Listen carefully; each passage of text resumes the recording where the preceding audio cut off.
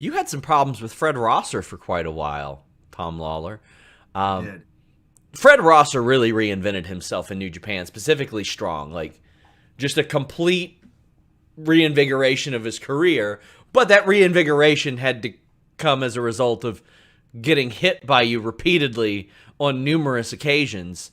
I mean, to sort of reintroduce a guy like that who most wrestling fans do know of, but had never seen him like this. How was that for you to sort of experience and be a part of? I really the time I spent with Fred in that ring is some of the best moments of my life, Sean. There was a time where I didn't watch wrestling from about like 2007, 2008 until I think 2011, 3 years, a couple years off. Wasn't really into it. Was disenfranchised with the scene. There was really no indie scene back then. It was either WWE or TNA or really nothing at the time. And I didn't watch wrestling for a few years. And then I don't know why I started tuning in again, but the first thing that really drew me back in was the Nexus, Okay. right? I started watching around that time, right when they showed up and destroyed Raw.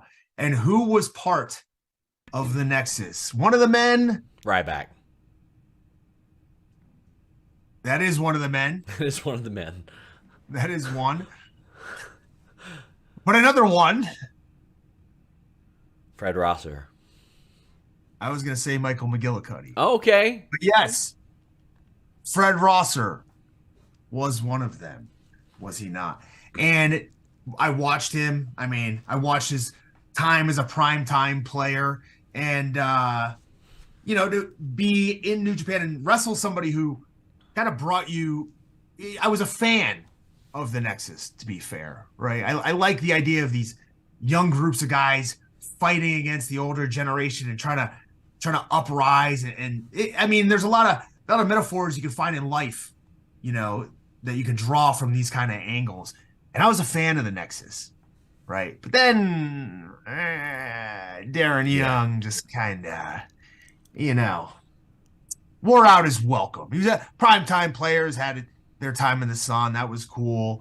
His time with Bob Backlund, I Yeah. guess, was fun for a little bit, but really, I don't think he was used to his full potential, as we could see here. And I drove to New Japan Strong to one of the first shows, and I don't ask very many questions when I'm on my way to fight people. I just kind of, get a date and a time, and I show up.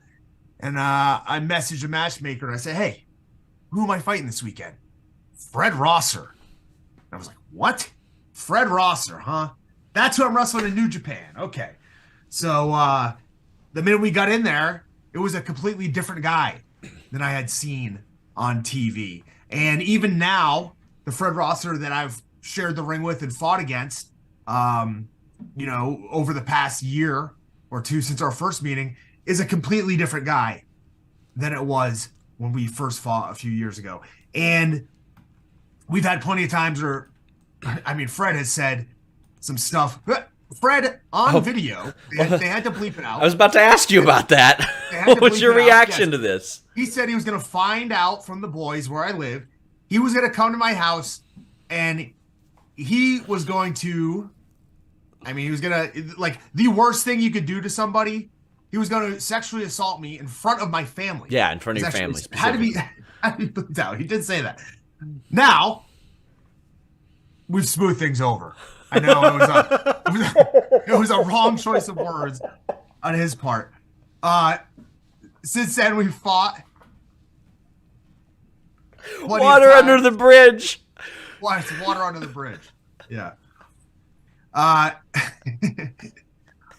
But Fred's a guy that not only would I go and fight against any day of the week, but I know that if push came to shove and I had to, I could count on him to fight alongside me. You know what I mean? Or help you do some B&Es and home invasions. Whatever. I don't want to touch this subject any longer.